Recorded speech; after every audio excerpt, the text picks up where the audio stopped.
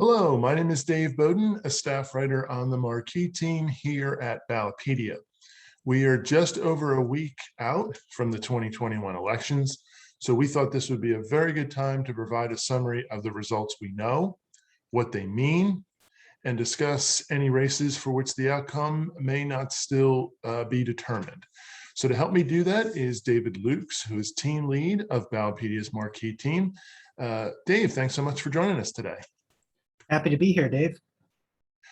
Okay, so before we get into the specifics of any particular elections, I want to take a step back and just summarize what was on the ballot last week. So there were no elections at the federal level other than two special elections for the U.S. House of Representatives, two districts, both in Ohio, that were relatively safe seats, one Democratic, one Republican. And there were also primaries held for a special election in a Democratic-leaning House district in Florida. But that was the limit of the federal races that were decided in 2021. At the state level, the headliners were New Jersey and Virginia.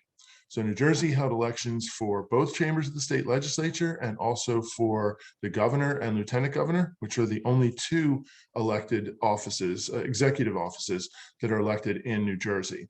And then in Virginia, the state House of Delegates was up for election, and also all three state executive offices that are elected.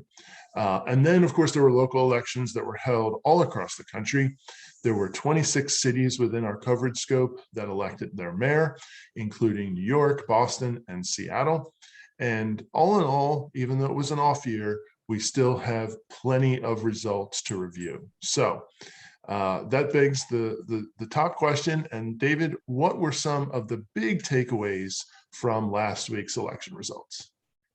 Yeah, well, Dave, overall, what we can say from last week's results are that the state elections have swung towards Republicans.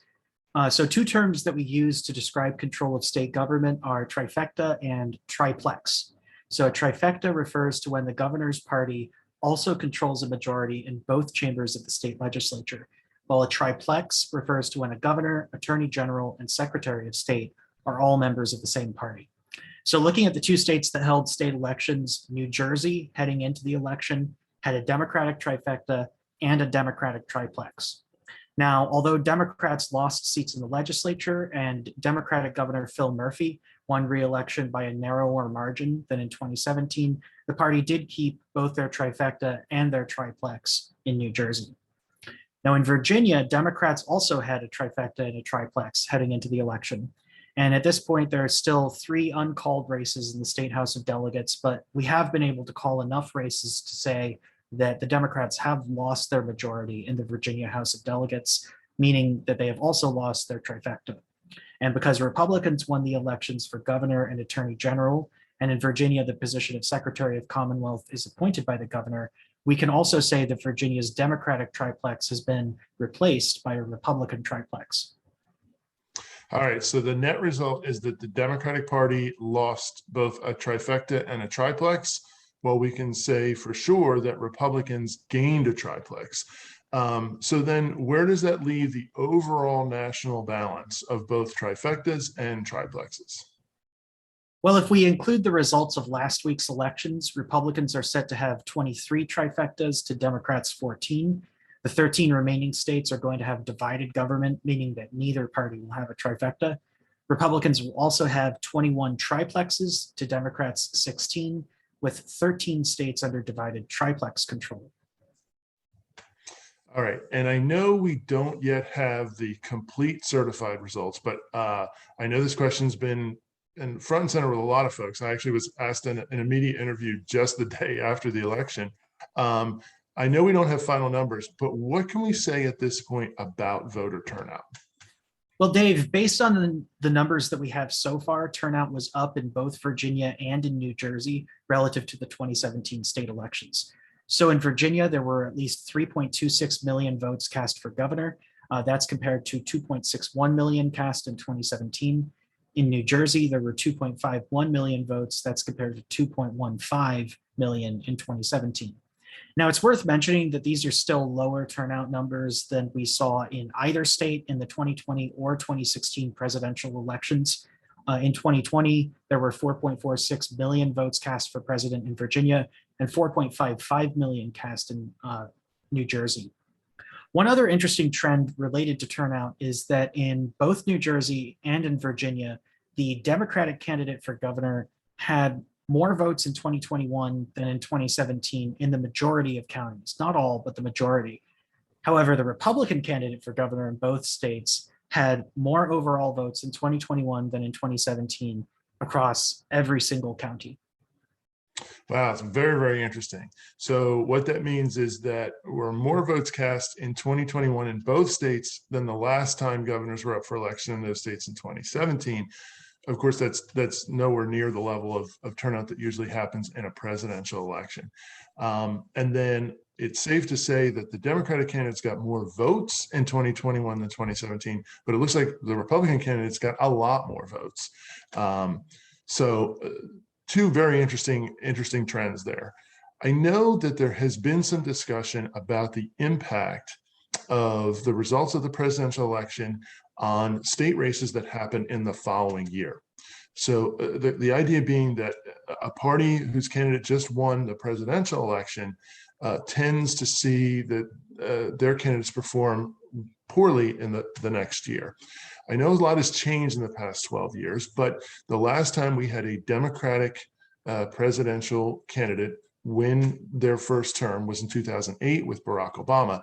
So in light of that, how did the 2009 state elections look like in these two states in the wake of the Obama election of 2008? Yeah, let's start in New Jersey. So in 2009, Governor John Corzine, a Democrat, was also up for re-election. He lost re-election to his Republican challenger, Chris Christie. Corzine's share of the vote dropped from 53% in 2005 when he was first elected to 45% in 2009. That's an 8-point swing. For comparison, Phil Murphy's share of the vote dropped 5 percentage points, going from 56% in 2017 to 51% in 2021. New Jersey did not hold elections for state senate in 2009, but if we look at the General Assembly elections, Democrats lost 1 seat in the Assembly, narrowing their majority to 47 to 33. It is still too early for us to call control of 6 seats in the Assembly this year, but out of the races that we have called, we've identified 4 instances where Republicans have gained seats from Democrats. All right, that's a very interesting breakdown comparing 2021 to 2009 in New Jersey. How about that same information for Virginia? Yeah, so in 2009, Republican Bob McDonnell beat Democrat Cray Deeds to win the election for governor. So if we compare this to 2005, when Democrat Tim Kaine won the office, the Republican share of the vote in Virginia increased by 13 percentage points, going from 46% in 2005 to 59% in 2009. Based on the results we've seen so far, the Republican share of the vote increased by 6 percentage points in 2017 relative to in 2021 relative to 2017, going from 45 to 51%. Now in the House of Delegates, we know of 5 seats so far that have flipped to Republicans in 2021. There are 3 races that are uncalled, all in seats that Democrats had held going into the election, meaning that the number of flips could stay at 5, but it could go up as high as 8. For comparison, in 2009, Republicans gained 6 seats, expanding a majority that they already had to 59-39. All right, that's a great bit of kind of historical background related to how things progressed from really just 12 years ago, 2009, in the wake of Barack Obama's election in 2008. So that's definitely something to keep in mind. All right, now we also need to look at the fact that 2022 is on the horizon, and there are also some historical trends that relate to that. But I think that's a little bit more detail that we'll get into here, but I'm sure we'll have plenty of opportunities as we approach the 2022 elections. Now let's shift gears a little bit and look at the local races that we mentioned at the top, and the mayoral races that we were following. There were 26 mayoral races within our coverage scope last week that took place, and 9 of them we had identified as battleground mayoral races. Now, we don't have time to go through all 9, but let's pick out a few highlights and let's work from east to west. So let's start in Boston. And what can you tell us about the outcome of the Boston mayoral race? Yeah, so Boston voters elected Michelle Wu to be the city's next mayor over Anissa Essaibi George. So this was a race for an open seat after the last elected mayor, Marty Walsh, left to join the Biden administration, and the acting mayor, Kim Janey, was knocked out in the primary. Both Essaibi George and Wu were at-large members of the city council, and media sources described this race in terms of the ideological divide within the Democratic Party. They identified Wu as aligning more with the progressive wing of the party, and Essaibi George being identified more with the moderate wing. And Wu's eventual share of the vote was 64% to 36% for Essaibi George. All right, okay, great summary of what happened in Boston, and a pretty decisive outcome there. As we move now west, we look at the Minneapolis mayoral election. Democratic incumbent Jacob Fry won re-election over 16 challengers. And this is always a very interesting race because Minneapolis uses ranked choice voting. So there are no primaries and voters are able to select a first, second, and third choice. And then after all the votes are tallied, if no candidate receives a majority, then any candidates who have no mathematical possibility of winning are eliminated, and the voters' second and third choices in those instances are factored in, redistributed as appropriate, and that process is repeated until you can determine a winner. So there were also 3 ballot measures in Minneapolis, and there was a very interesting correlation between the results, or at least between the results of those ballot measures and Jacob Fry winning re-election. Can you go into a little bit more detail, David, about that? Yeah, so following the murder of George Floyd last year by a Minneapolis police officer, policing and crime emerged to become a major issue in the mayoral election. So one of the measures on last week's ballot in Minneapolis was question 2, which would have replaced the Minneapolis Police Department with a Department of Public Health. That measure was defeated 56 to 44%. Interestingly, this also happened to be the margin in the second and final round of vote tallying in the mayoral election. Mayor Jacob Fry, who opposed the amendment, he supported keeping the Minneapolis Police Department in place. He also won 56% of the vote in the second round of tallying. The second place candidate, Catherine Newth, who supported the amendment, won the same 44% share of the vote. Yeah, that's a very interesting parallel, obviously. Okay, we've got time for one more mayoral race, and let's move even further west to the West Coast. And let's look at Seattle. So when you look at the Seattle mayoral race, there were a lot of parallels to the Boston mayoral race. You had an incumbent, Jenny Durkin, who did not file for re-election. And the race came down to 2 candidates, both of whom had city council experience. One was described as a moderate, one was described as a progressive. So given that backdrop, Dave, what was the outcome of that election? Yeah, so this race was between Bruce Harrell, a former city councilor described by media sources as a moderate, and Lorena Gonzalez, a current city councilor described by media sources as a progressive. Now, unlike in Boston, the winner in this race was Harrell, who was the candidate described as more of a moderate, and he received 62% of the vote to Gonzalez's 38%. So among the major issues in the Seattle election were crime and housing. Gonzalez supported and Harrell opposed a proposal to eliminate single-family residential zoning in Seattle. So this would allow multifamily residences to be built in any residential area. Similarly, Gonzalez supported and Harrell opposed changing city policy to allow poverty and behavioral health to be used as defenses against criminal misdemeanors. Yeah, it's always fascinating that local races at their core are oftentimes decided by local candidates with local policy positions on local issues. That's a great wrap up of that, David. Thanks. Now I wanted to pivot slightly, staying in the local election area. and look at school board elections, which also took place in many, many places across the country last week. Now, we at Ballotpedia identified 96 school districts in 16 states that held elections last week, where at least one candidate took a stance on either race and education, responses to the coronavirus pandemic, or race and gender in schools. And across those 96 districts, there were 302 school board seats that were up for election on November 2nd. Now, we currently have conclusive results in for 88 of those districts that account for about 285 of those 302 school board seats. So given the data that we've compiled so far, David, what can you tell us about the results in these school board elections? Sure thing. Now, a couple of caveats before we get started. As you mentioned, these numbers are not yet final. The overall trends we're talking about now could shift a little as we get more and more results.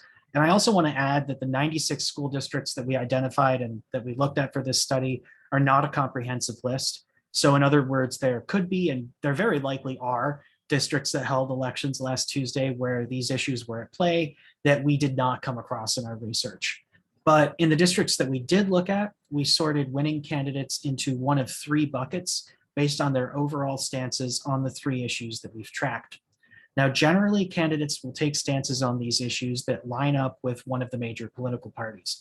So for instance, a candidate who opposes mask requirements in schools will also very likely oppose the teaching of curricula that have been described as incorporating critical race theory, or CRT.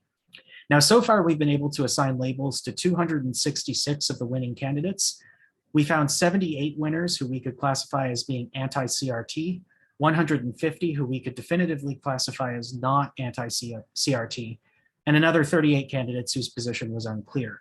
So in other words, 27% of school board elections in the districts we tracked were won by anti-CRT candidates, 53% were won by candidates who were not anti-CRT, and 13% were won by candidates whose position was not clear.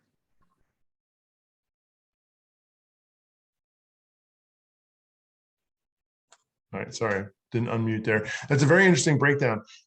Were there any other trends that we noticed that kind of jump out at you from that data? Yeah, one really interesting development here is related to the number of open seats.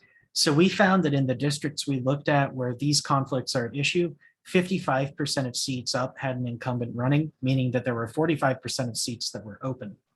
So we then compared, for context, that 45% open seat rate for, again, this specific subset of districts this year where these conflicts were at issue, to just the broader open seat rate across all school board elections that we've covered at Ballotpedia annually for 2021 going back to 2018. And we found that the rate of open seats across all school board elections was lower in all cases than in the subset of districts with conflicts. It varied from 26% in 2018 up to 36% in 2019. Again, that's quite a bit lower than the 45% we saw in these districts with conflicts. So we can conclude that incumbents were less likely to run for re-election in the districts where these types of issues were at play. Yeah, wow, that's a really interesting item to identify. And I imagine that in 2022, we're also going to be tracking this information and see whether or not any of these trends continue, upheld, change in any way. That's a great set of data. Thanks. And so I really expect we'll have plenty more analysis that will be coming out on this in the near future at Ballotpedia. So if this is an area that interests you, I invite you to visit our website and to kind of keep following this topic, because I think it's going to be something that we're going to be continued to hear about. All right, before we move on to a couple of questions that were asked when folks registered, I wanted to spend a little bit of time talking about ballot measures. There were some ballot measures that were statewide. There were also quite a few local ballot measures. Obviously, we can't track every local ballot measure across the country, but we did identify quite a few that we monitored. So on the topic of ballot measures, let's start in New York. There were 5 amendments to the state constitution that voters decided. And voters rejected 3 of those related to election governance, and they approved 2 other amendments. But the rejected ones all related to the operation of elections. So David, what can you tell us about those three measures that New York voters did reject? Yeah, as you said, Dave, these ballot measures would each have amended the New York State Constitution to change the way that the state runs and manages elections. So I'll start first by looking at Proposal 1. Proposal 1 included a large package of changes to New York's redistricting procedures. One change in particular would have changed the method that the state uses for adopting new district maps after redistricting. Currently, state law requires that if both chambers of the state legislature are controlled by the same political party, then redistricting maps must be approved by a 2/3 margin rather than a simple majority. This proposal would have removed that requirement, among other changes, and it was rejected ultimately by a margin of 56 to 44%. The next proposal that was rejected was Proposal 3. This one would have eliminated a provision in the state constitution that requires that voters register to vote 10 days in advance of an election. Removing this provision in and of itself would have opened the door for the state legislature to then implement a law introducing same-day voter registration to the state of New York. That proposal was defeated by a margin of 58% to 42%. And the final one that was defeated was Proposal 4. This would have empowered the New York State Legislature to pass a law providing for no excuse absentee voting. And that law was defeated 56 to 44%. All right, interesting three measures there. Now let's look at some ballot measures, or at least ballot measures that were approved. And voters in Maine approved 3 questions last week. And wanted to ask you about one in particular, and that was question 1, which from the when you first mentioned the topic, I'm sure people are going to go, why did this generate so much attention? But it really did. And that was question 1. So what can you tell us about question 1, and really just a little bit more about it? Yeah, question 1 is a really fun ballot measure to have been watching. It was an indirect initiated state statute. Maine voters approved it by a margin of 59 to 41%. So question 1 does 2 things. The first thing it does is prohibits a plan that had been in place to construct a power transmission line through the upper Kennebec region for the purpose of connecting hydro plants in Quebec to utilities in Maine and Massachusetts. The second thing that this question did is it actually requires that in the future, if the legislature wants to implement any power line construction plans that are classified as high impact, those now require a 2/3 majority vote to pass. One of the things that makes this ballot measure so interesting is that as of the most recent finance reporting deadline on October 29th, the groups that were supporting and opposing the measure had raised a combined $98.4 million. So this makes this ballot measure alone the second most expensive political campaign in the history of the state of Maine, the most expensive ballot measure campaign. The only more expensive political contest was last year's US Senate race. Yeah, that is just a staggering amount of money. And I believe our ballot measures team is tracking whether or not this was the most expensive ballot measure campaign on a per vote basis. And I believe that it will be. Obviously, we're still waiting for final results, but that is just a staggering amount of money on this measure. All right, we have time to look at one more set of ballot measures. And I wanted to look at the 3 measures that were decided in Detroit. So voters there rejected a proposal that would have allowed for ballot measures that involve spending city money. And those are not currently allowed, but they did approve 2 other proposals. So David, what can you tell us about those? Yeah, so Detroit voters approved Proposal E by a margin of 61% to 39%. This measure decriminalizes the possession and use of a category of plants known as entheogenic plants. So this includes psilocybin mushrooms, peyote, and iboga. There are actually at least 10 local governments, including Ann Arbor, Michigan, Denver, and Washington, D.C., that have passed laws decriminalizing psilocybin. The other proposal, Proposal R, was approved by a margin of 80 to 20%. This measure creates a committee under the Detroit city government that's charged with developing a reparations program that would include housing and economic development programs targeting the city's Black residents. Very interesting. All right, so we do have a little bit of time remaining, and I did want to get to a couple of the questions that people who signed up for the briefing had posed when they registered. We have a question about that ballot measure in Minneapolis that we talked about at the top that would have replaced the police department with a Department of Public Health. Were there any other similar measures that we were following that were decided this year? Well, we weren't tracking any measures this year that would have outright abolished a municipality's police department, but one of the measures we were watching related to policing was Proposition A in Austin, Texas. So this measure would have established a minimum staffing requirement for the police department based on the city's population. It would have added an additional 40 hours of required police training per year, and it would have required that the city hire officers in such a way that the police force demographically matches the population of the city at large. That measure failed by a vote of 69 to 31%. Okay, and on Ballotpedia.org, we have been tracking police-related ballot measures over the last few years. So we have coverage on our site of all of these if you want to explore this topic in a little bit more detail. And I do think we have time for just one more question, and that is looking ahead to 2022. Now, we mentioned at the beginning that there were 2 states, New Jersey and Virginia, that had their trifecta status decided this year. How many states will have their trifecta status decided next year? Well, Dave, nearly every state's trifecta status is going to be on the line in elections next year. There are actually 46 states, all but Louisiana, Mississippi, and of course, New Jersey and Virginia, that are going to be holding elections for one or more of their state legislative chambers. Of those 46 states, 36 are also holding elections for governor. And of course, New Jersey and Virginia just had their elections last week. If we look at Louisiana and Mississippi, they're going to be on the ballot, their trifecta status in 2023. So it's going to be a busy couple of years in state government. Very much so, very much so. So pretty much unless your state is holding odd year elections like New Jersey, Virginia, Louisiana, Mississippi, the trifecta status will be up for election next year in 2022. So Dave, this has been a great overview of last week's election results. Thanks so much for joining me today. It's been great. Thanks for having me, Dave. All right, if you have any questions that we weren't able to get to, you can email our editor account at editor@ballotpedia.org, and we will get you an answer for those.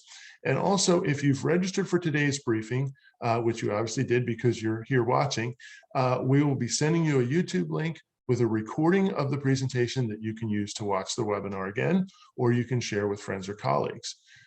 So I hope you enjoyed this briefing and our breakdown of the noteworthy results from 2021's elections. And Dave, I know we are all still kind of catching up on our sleep here at Ballotpedia from all the stuff that we've been working on last week, but we are just under a year away from Election Day 2022, which we've been mentioning. November 8th, 2022 is Election Day next year.